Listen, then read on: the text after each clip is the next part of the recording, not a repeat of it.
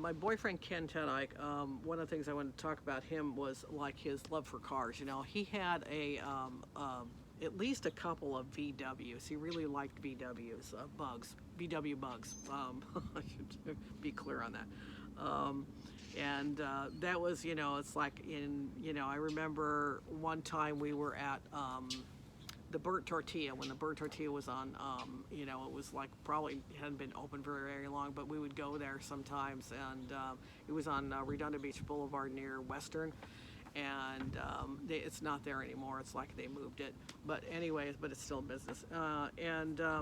One time he would periodically have problems with, I don't know what it was, exhaust or something, and his car wouldn't start and stuff. But one time, he was saying his car wouldn't start and everything, and he was trying to get it to me. And then he finally got it to work. When we left when we left Burnt Tortilla, and we went home, and we lived close by. It's like we were renting a little house, and I'd have to look. Yeah, I'd have to go around and find it. I think it was around 150th Street, 149th Street, something like that in Gardena.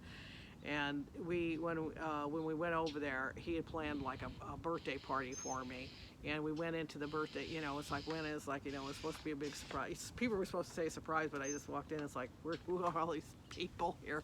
But he had faked his VW not working, so he could, surprise me. Yeah, the other surprise was that most of the people I didn't even know, there were people he knew. So he invited his friends, and I think I had like 2 friends there. And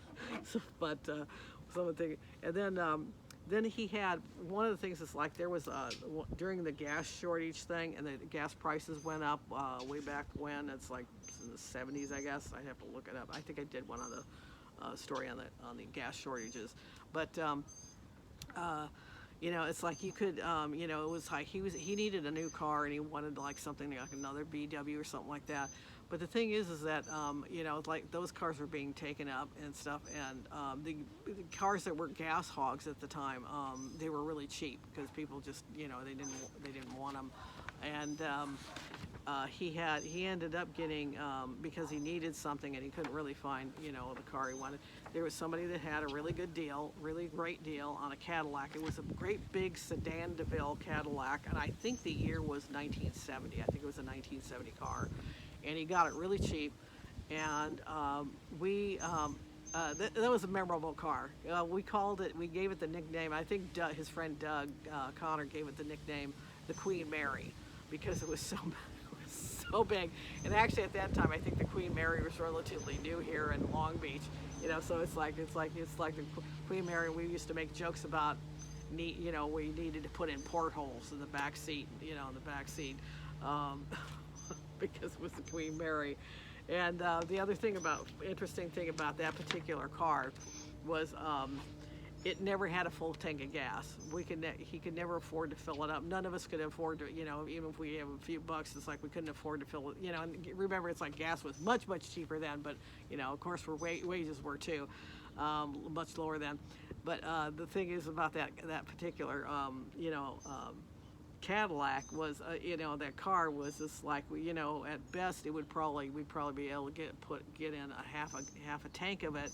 But the whole time that he owned it, and I don't remember how long he had it, but we never were able to actually fill it up, and it ate a lot of gas. Of course, the gas tank was huge, so it did actually, even though it didn't get the best gas mileage, it did okay considering its size and everything, and the fact that we had, it's like the fact that we drove around in it quite a bit, and like I said, it's like it had maybe a half a tank, at any given time, and sometimes it was only a quarter of a tank, so I'll put it in it. But that was some of his cars.